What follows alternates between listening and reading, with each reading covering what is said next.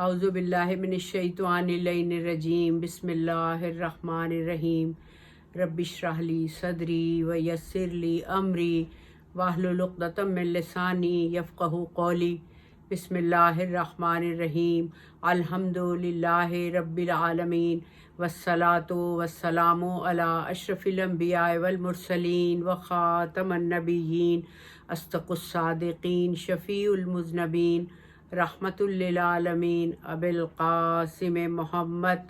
व अहले बैतिहि तय्यबीन अत्ताहिरीन अल-मासूमीन अल-मुंतजबीन अल-महदिय्यीन सियमा अला बक़ियतिल्लाहि फ़िल अर्ज़ीन व लानतुल्लाहि अला आदाइहिम अजमईन अम्मा बादहुस्सलामु फ़क़द क़ाला सुब्हानहु व तआला फ़ी मुहकम किताबिहिल मजीद वल फ़ुरक़ानिहिल हमीद व क़ौलुहुल हक़ बिस्मिल्लाहिर्रहमानिर्रहीम वल काज़िमीना बिल ग़ैज़ वल आफ़ीना अनन नास वल्लाहु युहिब्बुल मुहसिनीन। हम्द व सताइश का सज़ावार है वो रब्बे कायनात के जो खालिक मालिक अर्ज़ व समावात का मालिक व खालिक है।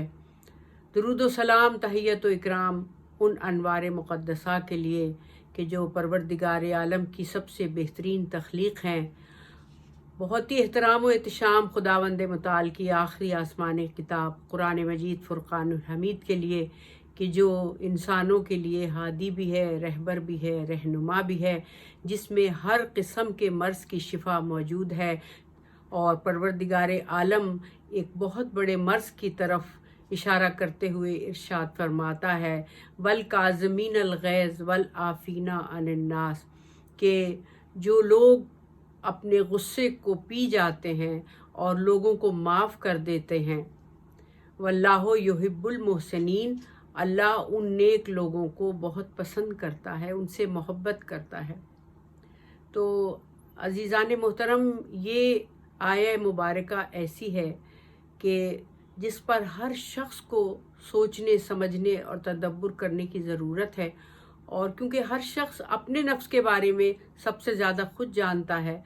तो लिहाजा अपना कथारसिस करते हुए, अपने बारे में सोचते हुए, अपनी तमाम आदात, अपने तमाम खसाइल पर नज़र डालते हुए वो ये देखे कि क्या उसके अंदर ये सिफ़त कज़म मौजूद है या नहीं है।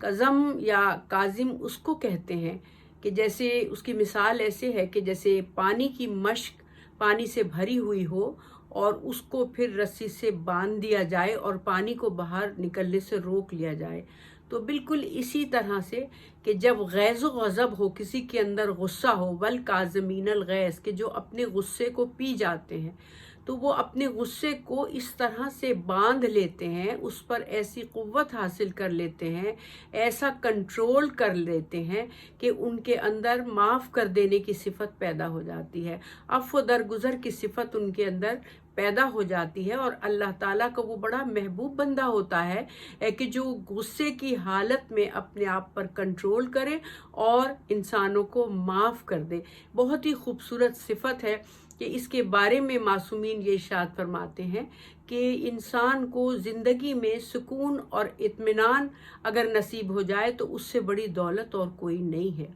सबसे बड़ी दौलत क्या है? सुकून और इत्मीनान, जिसके साथ वो अपनी पूरी ज़िंदगी गुजारता है। तो और सुकून और इत्मीनान जो है वो उसी वक्त हासिल हो सकता है कि जब इंसान अपनी सिफ़त ग़ज़बिया या गुस्सा करने की सिफ़त को अपने कंट्रोल में कर ले। उसकी मिसाल मैं आपको इस तरह से बताऊंगी कि एक शख्स हज़ूर अकरम हज़रत मोहम्मद मुस्तफ़ा सल्लल्लाहु अलैहि व आलिहि वसल्लम के पास आया और आकर कहने लगा कि या रसूल अल्लाह, मुझे इस्लाम सिखाएं, मुझे इस्लाम सिखाएं, मुझे दीन सिखाएं। तो आपने इरशाद फरमाया कि अच्छा अखलाक इख्तियार करो। फिर वो दाईं जानिब आया और उसने कहा कि मौला, दीन क्या है? आपने इरशाद फरमाया हुस्न सलूक। फिर तीसरी तरफ वो आया और आकर कहने लगा कि ए अल्लाह के रसूल, मुझे पूरा का पूरा दीन समझाएं। तो आपने इरशाद फरमाया कि अफ़्व दरगुज़र करना सीखो। फिर वो सामने की तरफ आया और आकर कहने लगा कि या रसूल अल्लाह, इस्लाम की असल तारीफ़ क्या है? तो देखें आपने क्या इरशाद फरमाया। आपने कहा गुस्सा ना कर, गुस्सा ना कर। تو صحیح دین پر گامزن ہو جائے گا۔ یعنی اس کا مطلب یہ ہے کہ غصہ وہ صفت خبیث ہے، وہ بری صفت ہے کہ جس کی وجہ سے انسان نہ تو اچھا اخلاق اختیار کر سکتا ہے، نہ لوگوں کے ساتھ اس نے سلوک کر سکتا ہے، نہ ہی اس میں درگزر کرنے کی طاقت ہوتی ہے اس کے نفس میں۔ اور جب ان چیزوں کو وہ چھوڑ دیتا ہے تو پھر اس کے اوپر اس کی قوت غضبیہ جو ہے وہ حاوی ہو جاتی ہے، اور وہ یہ صفت ہے کہ جو اس سے انتقام جوئی بھی کرواتی ہے۔ مطلب اس کے بعد کیا ہوتا ہے کہ جب انسان اپنی اس قوت کو قابو نہیں کرتا تو اس کے بعد اس کے اندر انتقام لینے کی قوت بھی آ جاتی ہے، اس کے اندر جذبہ ہوتا ہے کہ میں فلاں شخص سے انتقام لوں، اور اس کے بعد تیسری چیز جو اس کے اندر پیدا ہو جاتی ہے وہ اپنے نفس سے محبت اور تکبر اور انا پرستی اس کے اندر جنم لیتی ہے کہ جو تمام برائیوں کی جڑ ہے، اور اسی انا پرستی اور تکبر کی وجہ سے شیطان بھی راندہ درگاہ ہوا تھا۔ تو لہٰذا یہ ایک ایسی بری صفت ہے کہ جس کے بارے میں امام محمد موسیٰ علی ابن موسیٰ الرضا ارشاد فرماتے ہیں کہ کوئی بھی انسان اس وقت تک عالم نہیں بن سکتا کہ جب تک وہ حلیم نہ ہو۔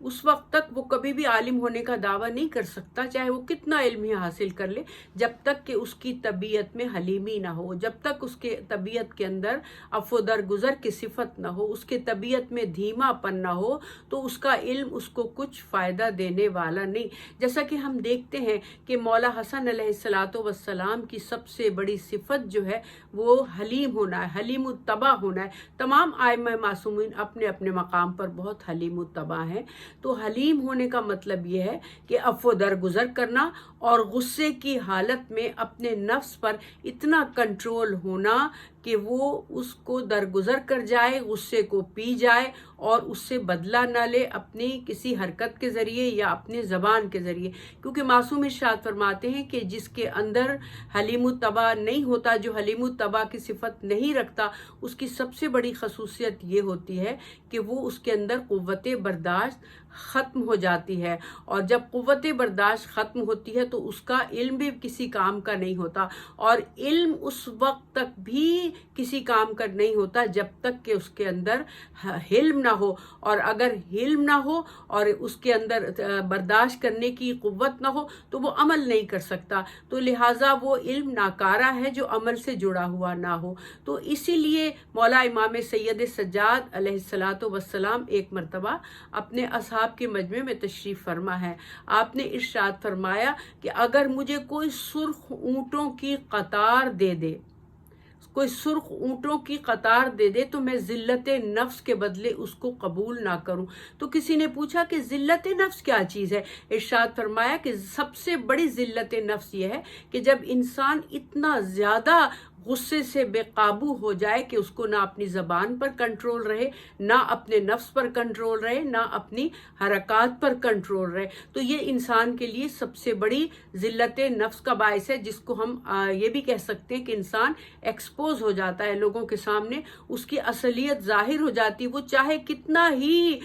جو ہے بہت ہی تہذیب یافتہ اپنے آپ کو ظاہر کرے، یا کتنا ہی وہ علم یافتہ اپنے آپ کو ظاہر کرے، ایجوکیٹڈ اور سوفسٹیکیٹڈ اپنے آپ کو ظاہر کرے لوگوں کے سامنے، لیکن اگر اس کو اپنے غصے پہ کنٹرول نہیں ہے تو اس کی اصل شخصیت کا پہلو لوگوں کے سامنے آ جاتا ہے اور وہ اس سلسلے میں مجبور ہوتا ہے۔ تو اسی لیے آپ نے ارشاد فرمایا میرے مولا نے کہ سب سے زیادہ شیریں گھونٹ میرے لیے جو ہے وہ اپنے غصے کو پی جانا ہے۔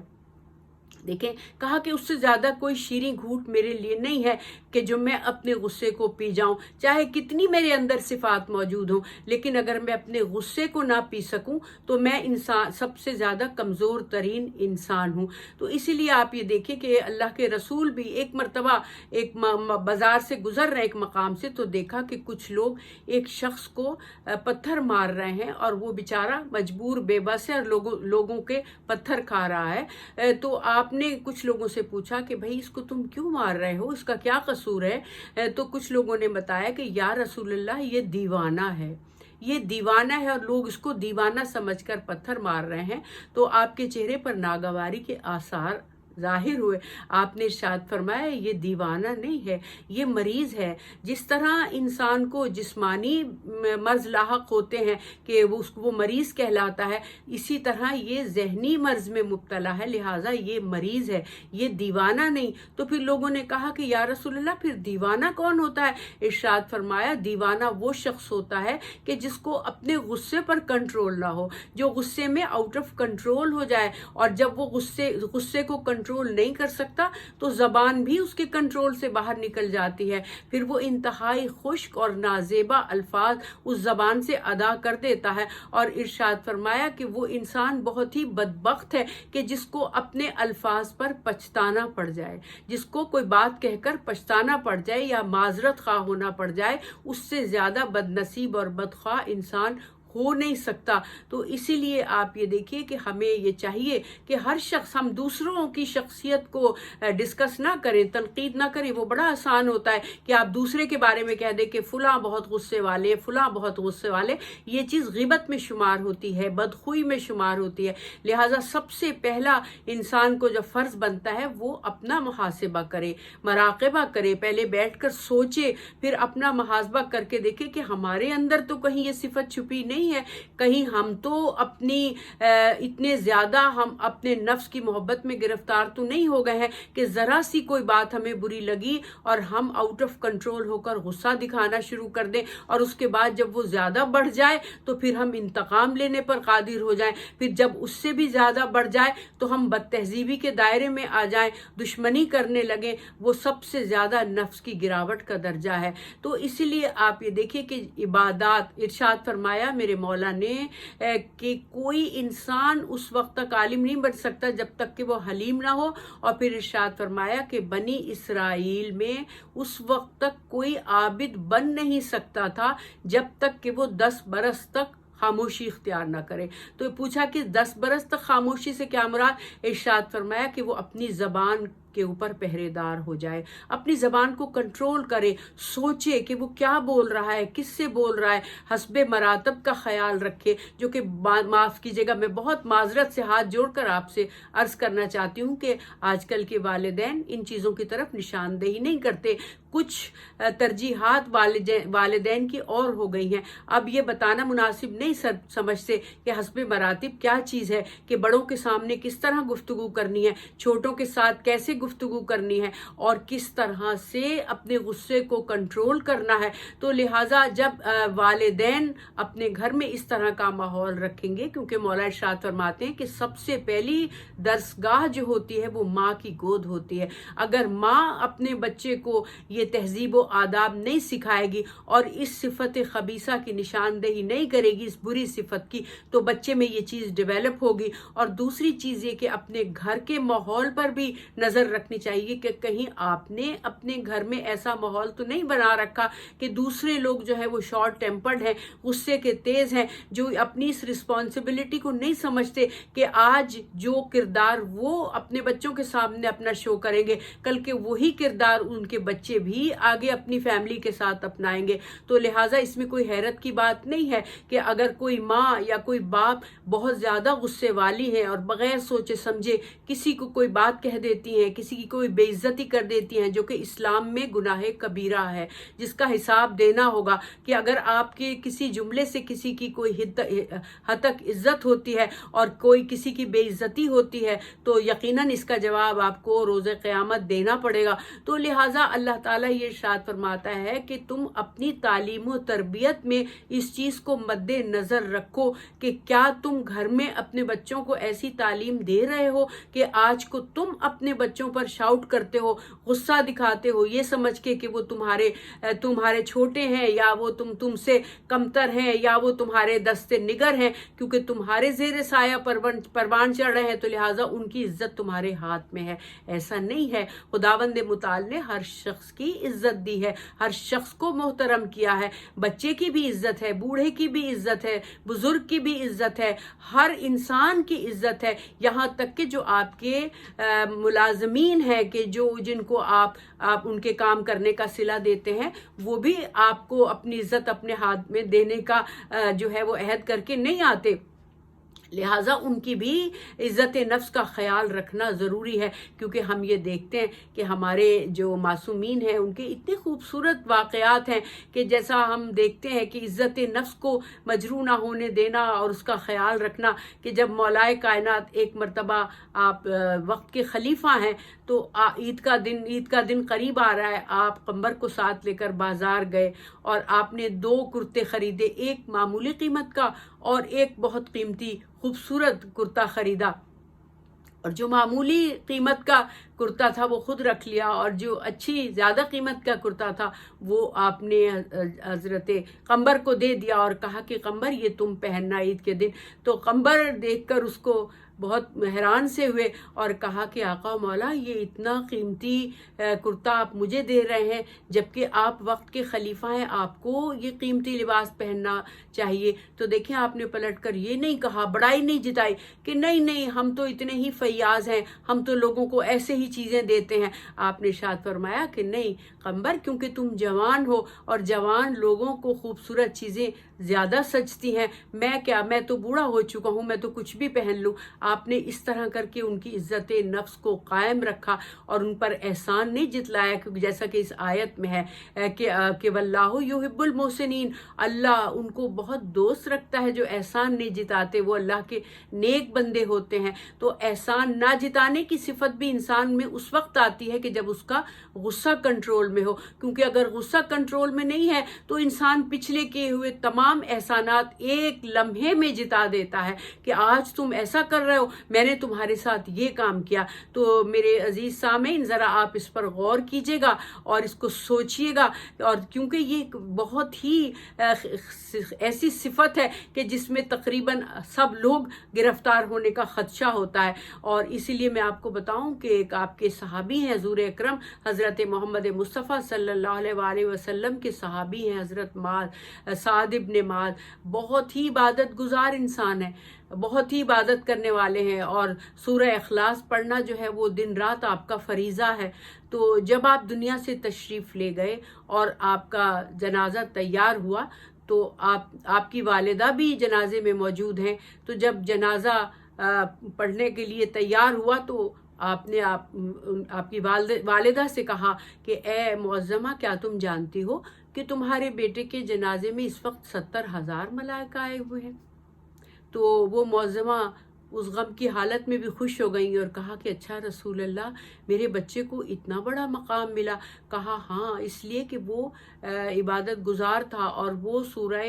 توحید پڑھنے کا عادی تھا، جو کہ بڑا بہترین سورہ ہے کہ جس کو اللہ نے جنت میں پر عطا کیے، جو کوئی اس کو پڑھتا ہے تو وہ بھی جنت کا وارث ہوتا ہے۔ تو جب یہ بات ہو چکی اور آپ کی تدفین ہو گئی، قبر کو بند کر دیا گیا، تو اس وقت خوش ہو کر آپ کی والدہ نے کہا کہ یا رسول اللہ، میرے بچے کے لیے تو برزخی جنت کے دروازے کھل گئے ہوں گے۔ جب یہ بات سنی تو آپ نے کہا کہ معظمہ ایسا نہ کہیے، ایسا نہ کہیے، اس وقت ان کے اوپر فشار قبر ہو رہا ہے۔ یہ سن کر تو وہ گھبرا گئی، پریشان ہو گئی اور کہا کہ مولا، ابھی تو آپ نے فرمایا تھا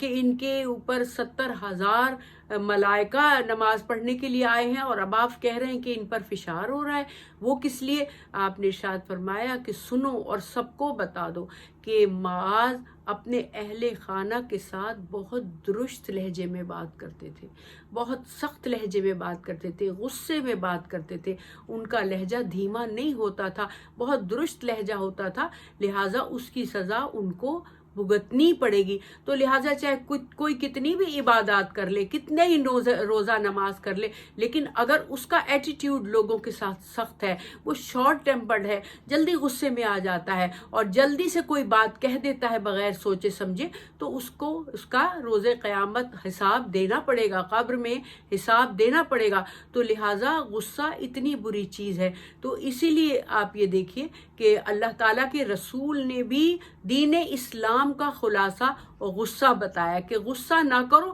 اچھا اخلاق ہو جائے گا، غصہ نہ کرو، عفو درگزر کی صفت ہو جائے گی، غصہ نہ کرو، لوگوں کو معاف کرنے کی عادت ہو جائے گی، کیونکہ اللہ تعالیٰ اس انسان کو بہت معاف کرتا ہے کہ جو اپنے بندوں کو معاف کر دے۔ لیکن ہاں ایک بات ہے، دیکھیے یاد رکھیے گا، اس میں بڑی احتیاط کی ضرورت ہے کہ ہر موقع پر غصہ کرنا جو ہے وہ واجب نہیں ہے۔ ایک غصہ وہ ہوتا ہے کہ جو انسان اپنے نفس کے لیے کرتا ہے اور اس میں اس کی اپنی ایگو شامل ہو جاتی، وہاں پر اسلام منع کرتا ہے کہ غصہ نہ کرو۔ لیکن اگر دین حق پر کوئی بات آ رہی ہے، اگر اسلام کو نقصان پہنچ رہا ہے، تو پھر آپ پر واجب ہے کہ آپ جو ہے وہ غصے میں آئیں۔ اسی لیے کہ قرآن مجید میں یہ بات موجود ہے، جیسا کہ سورہ فتح میں ہم پڑھتے ہیں، محمد الرسول اللہ والذین معہ اشداء علی الکفار رحماء بینہم تراہم رکعا سجدا یبتغون فضلا من اللہ۔ تو آپ یہ دیکھیے کہ کتنی خوبصورت بات ہے کہ محمد تو بس اللہ کے رسول ہیں، محمد الرسول اللہ والذین معہم، اور جو ان کے ساتھ ہیں، جو ان کے صحیح مصاحب ہیں، جو ان کے صحابہ ہیں، جو ان کے ہمراہ ہیں، جو ان کا ساتھ دینے والے ہیں، ان کے دوست داران ہیں، وہ کفار پر بڑے شدید ہیں۔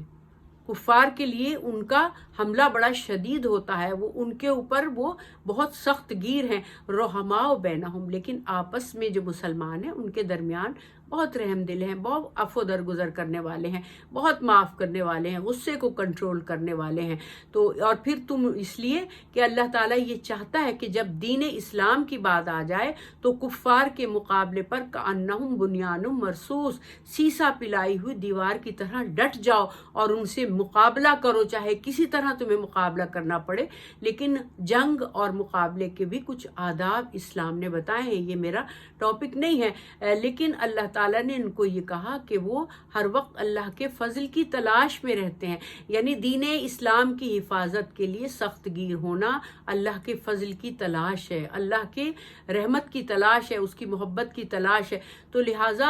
اسلام یہ کہتا ہے کہ اپنے نفس کو کچل کر دوسروں کی عفت اور عصمت کی اور دوسروں کی عزت کی حفاظت کرو، عفو درگزر کر دو، معاف کر دو۔ بدلہ لینے میں وہ خوبی نہیں ہے کہ جو معاف کر دینے میں خوبی ہے۔ تو اسی لیے آپ یہ دیکھیے کہ ہم کربلا کی جو ہے طرف چلتے ہیں، محرم کی آمد ہے۔ خداوند متعال ہمیں صحیح طریقے سے محرم الحرام منانے کی توفیق عطا فرمائے، اور اس ایمرجنسی کے دور میں ہمیں توفیق دے کہ ہم ہر گھر میں فرش عزا بچھائیں۔ دیکھیں، گھر گھر میں فرش عزا بچھے، گھر گھر میں ہم بیٹھ کر مجلس کریں، چاہے ہم کوئی سا ذریعہ استعمال کریں مجلس کو پورے مسامعین کے درمیان پہنچانے کا۔ تو آپ یہ دیکھیے کربلا ہمیں یہ درس دیتا ہے، ہمیں عفو درگزر کا درس دیتا ہے، معافی کا درس دیتا ہے۔ اور سب سے پہلی معافی کیا ہے کہ جو ہم دیکھتے ہیں کہ میرے مولا حسین جب ایک مقام پر پہنچے ہیں تو آپ نے دیکھا، آپ نے اپنے قافلے کو حکم دیا کہ تھوڑی دیر کے لیے روک لیا جائے۔ جب قافلہ رک گیا تو دیکھا کہ کوئی دور سے ایسا لگتا ہے کہ جیسے کھجور کے درخت ہے، کوئی نخلستان ہے۔ تو آپ نے لوگوں سے پوچھا، جب قریب لوگ تھوڑا سا آگے گئے تو جا کر کہا کہ آقا لگتا ہے کہ کچھ سوار، گھوڑے سوار آ رہے ہیں ہماری طرف۔ تھوڑی دیر میں وہ گھوڑے سوار آ گئے تو آپ نے دیکھا کہ ان پہ کچھ سوار ہیں کہ جن کے لباس گرد و غبار میں اٹے ہوئے ہیں اور پیاس کی شدت سے ان کی زبانیں باہر نکلی ہوئی ہیں، ان کے گھوڑے بھی شدت پیاس سے غلبہ کیے ہوئے ہیں اور ان کی زبانیں باہر نکلی ہوئی ہیں۔ تو آپ سمجھ گئے، آپ نے کہا تم کون ہو؟ کہا میں حر ابن ریاحی، اور میں بھیجا ہوا ابن زیاد کا جو ہے وہ سپہ سالار ہوں، اور یہ میرے ساتھ فوج ہے، ہم آپ کو گرفتار کرنے کے لیے آئے ہیں۔ تو دیکھیں میرے مولا نے جب یہ بات سنی تو آپ نے ارشاد فرمایا کہ ہم تمہاری بات کا جواب بعد میں دیں گے، تم ہمیں بہت پیاسے لگتے ہو، تمہارے جانور بھی بہت پیاسے لگتے ہیں۔ آپ نے حضرت عباس کو حکم دیا، عباس مشکیزوں کے دہانے کھول دو۔ مشکیزوں کے دہانے، دیکھیے عفو درگزر کا سفر کیسے شروع ہوا، مشکیزوں کے دہانے کھول دو، ان سب فوجیوں کو بھی پانی پلاؤ، ان کے جانوروں کو بھی پانی پلاؤ، اور دل بھر کے ان سب کو پانی پلاؤ۔ آپ نے یہ بھی نہیں سوچا کہ آپ کے ساتھ چھوٹے چھوٹے بچے ہیں، آپ نے یہ سر فرمایا کہ ہم ساقی کوثر کے فرزند ہیں، جو اس در پہ آتا ہے نہ بھوکا جاتا ہے نہ پیاسا جاتا ہے۔ اور اس کے بعد جب ہم تاریخ میں دیکھتے ہیں کہ 2 محرم کو جب آپ عازم کربلا ہوئے اور حر ابن ریاحی آپ کو گھیر کر اس مقام پر لے آیا کہ جس کے بارے میں آپ نے وہاں کے لوگوں سے پوچھا کہ یہ کون سی جگہ ہے. کسی نے کہا ماریا، کسی نے کہا نینوا، کسی نے کہا مختلف ناموں سے آپ کو تعارف کرایا. تو پھر آپ نے ایک بوڑھے شخص سے پوچھا کہ اس کا کوئی اور بھی نام ہوگا؟ تو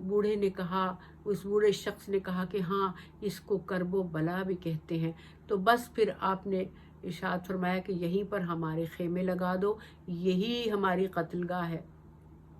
یہیں پر ہمارے خون بہائے جائیں گے، یہیں پر ہمارے خیمے جلیں گے، یہیں پر ہمارے اوپر پانی بند ہوگا. تو اب دیکھیے کہ حر جو آپ کو گھیر کر لے آیا تھا وہ ایک عجیب کشمکش میں گرفتار ہو گیا. ایک سوچنے لگا کہ میں اتنے کریم النفس امام کو گرفتار کر کے لے آیا ہوں. اس کا ضمیر اس کو ملامت کرنے لگا کہ یہاں تک کہ وہ تمام رات ایک عجیب اضطراب میں گرفتار رہا. کبھی سوچتا تھا امام کی طرف چلا جاؤں، کبھی کہتا تھا کہ یزید کی فوج میں رہوں. یہاں تک کہ جب صبح کا تارا نمودار ہوا تو لوگوں نے دیکھا کہ حر ابن ریاحی ایک دوڑ لگا کر فوج یزیدی سے فوج حسینی میں آ گیا، باطل سے حق کا سفر کر دیا، آ کر مولا کے قدموں میں گر گیا اور کہا کہ مولا مجھے معاف کر دیں. تو دیکھیں کوئی اور ہوتا جس میں غصہ ہوتا یا انتقام لینے کی صفت ہوتی تو کہتا کہ تو ہی تو سب سے بڑا مجرم ہے، تو ہی تو مجھے یہاں کھینچ کر لایا ہے، اب تو ہی مجھ سے معافی مانگ رہا ہے، تو ہی میرے قتل کا ذمہ دار ہے، میرے خاندان کے تمام جوانوں کے قتل کا ذمہ دار ہے. اسرار امامت سے آپ جانتے تھے کہ کیا ہونے والا ہے کربلا کے میدان میں. تو ہی تو میری خواتین کی بے پردگی کا ذمہ دار ہے، ان کے قیدی بننے کا ذمہ دار ہے. لیکن میرے کریم النفس امام نے کیا کہا، میرے حلیم الطبع امام نے کیا کہا، اے حر تم ہمارے مہمان ہو، لیکن ہم کیا کریں کہ اس وقت ہم تمہاری پانی سے یا کسی غذا سے میزبانی نہیں کر سکتے، اس لیے کہ ہم خود پیاسے ہیں، لیکن ہم تمہیں خوش آمدید کہتے ہیں. میرے مولا نے انتہائی احترام سے حر کو اپنے قدموں سے اٹھایا اور اپنے سینے سے لگایا. اس سے بڑی عفو درگزر کی مثال اور حلیم الطبع ہونے کی مثال اور کوئی دنیا میں مل نہیں سکتی. اور پھر آپ نے جب حر آپ کے حکم سے جہاد کے لیے گئے اور آپ گھوڑے سے گرے اور اس نے آواز دی کہ میرے آقا و مولا میں آپ کے چہرے اقدس کی زیارت کرنا چاہتا ہوں، تو آپ گئے اور جا کر آپ نے حر کے سر کو اپنی گود میں رکھا اور جنت کی بشارت دی. اور سب سے بڑا اعزاز حر کو یہ دیا کہ اپنی والدہ گرامی شہزادی کونین کا رومال آپ کے ماتھے پر باندھا. اس سے بڑا اعزاز اور کسی شہید کو نہیں ملا. تو میں کہوں گی کہ حر کو بھی اتنا بڑا اعزاز ملا اور تمام عالم انسانیت کو اتنا بڑا سبق ملا کہ دیکھو اچھے اخلاق کی وجہ سے، عفو درگزر کی وجہ سے، حلم کی وجہ سے، معافی کی وجہ سے انسان چاہے تو اپنے دوست کو بھی دشمن بنا لیتا ہے، لیکن اگر انسان کی طبیعت پر، اس کے نفس پر غصہ غالب آ جائے تو وہ دوست کو بھی دشمن بنا لیتا ہے، اور اگر اس کو قابو میں کر لے تو دشمن کو بھی دوست بنا لیتا ہے. تو اسی لیے اللہ تعالیٰ نے اس صفت کو اپنانے کے لیے بہت زیادہ قرآن مجید میں بار بار اس کا ذکر کیا ہے، اور ہم پر واجب ہے کہ ہم سب فرداً اپنی شخصیت کو ٹٹولے، اپنی عادات کو دیکھیں کہ کہیں ہمارے اندر تو یہ صفت موجود نہیں. اگر ہے کسی کو بتانے کی ضرورت نہیں ہے، بلکہ اس کو کنٹرول کیا جائے. کیسے کنٹرول کریں؟ جب غصہ آئے تو اس کو پی جائیں، برداشت کر لیں، معاف کر دیں، عفو درگزر کریں، اور جتنی یہ پریکٹس کریں گے اتنی ہی جلدی آپ اپنے غصے پر کنٹرول حاصل کر لیں گے. اس لیے کہ ہمارے دین اسلام نے اپنی طبیعت کو بدلنے اور حلم و بردباری کو اختیار کرنے کے لیے یہ بہترین نسخہ بتایا ہے کہ اس پر اپنی طبیعت پر جبر کر کے غصے کو کنٹرول کرنا سیکھیں، یہاں تک کہ وہ وقت آ جائے گا کہ آپ کو خود بخود غصہ آنا بند ہو جائے گا۔ وما علینا الا البلاغ۔